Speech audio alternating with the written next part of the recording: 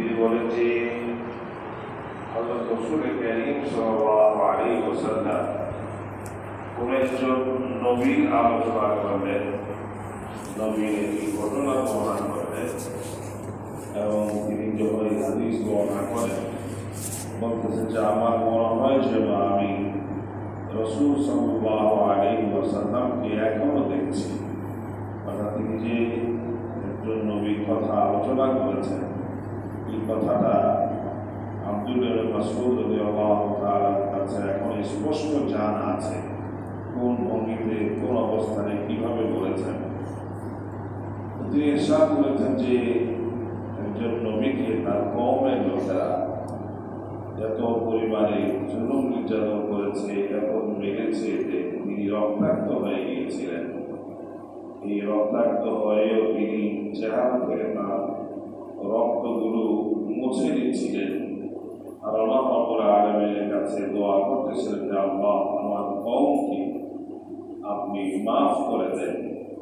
আমার কওম তারা আমাকে চিনে না, আপনাকে জানে না, যার জন্য তারা আমার উপরে এই নির্যাতন, এই জুলুম আর এইভাবে আমাকে আহত করে দিচ্ছে।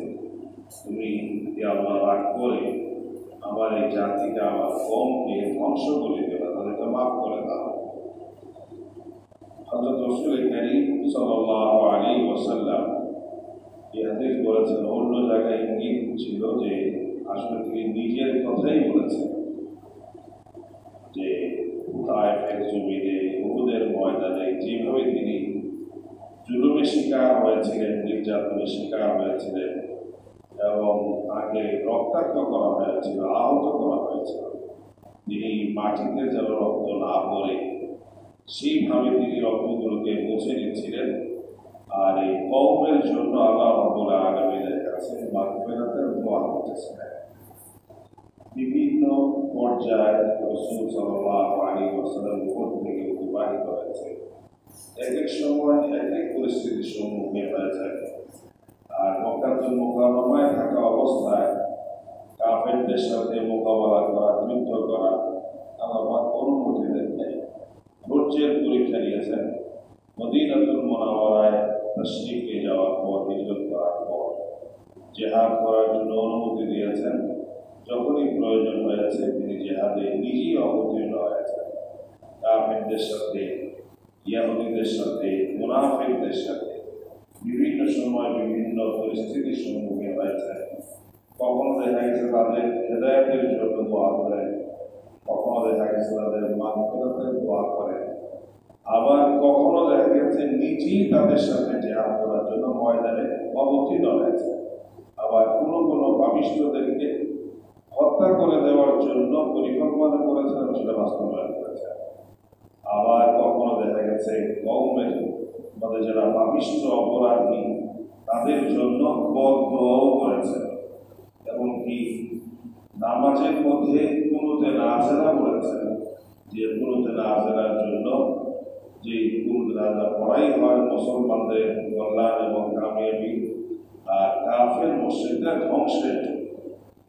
যে রাসূল সাল্লাল্লাহু আলাইহি ওয়াসাল্লাম কখনো কারোর জন্য বদদোয়া করেন নাই, এই কথাটা সব সময়ের জন্য নয়, একটা বিশিষ্ট সময়ের জন্য ছিল।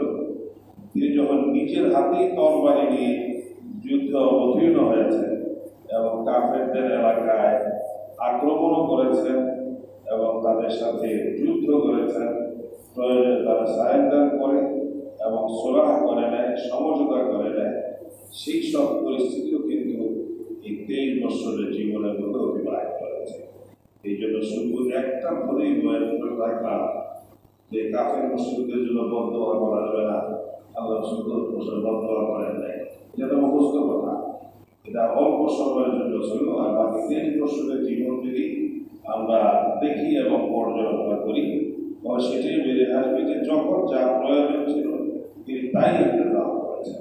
আল্লাহ সুবহানাহু ওয়া তাআলা আমাদেরকে সময় মতো ধৈর্য ধারণ করতে পারি এবং যদি সময় হয় তো বাতিল গোষ্ঠী, কাফের, মুশরিক, মুনাফিক, ইসলাম বিদ্বেষী যারা, তাদের সাথে মোকাবেলার যদি প্রয়োজন হয় সেটাও যদি আমরা করতে পারি। ঈমানের যে বিষয়, ইসলামের যে বিষয় এবং নবী রাসূলদের যে আদর্শ সেটির সাথে আবার সম্পর্ক হবে। আল্লাহ পাক আমাদের সকলকে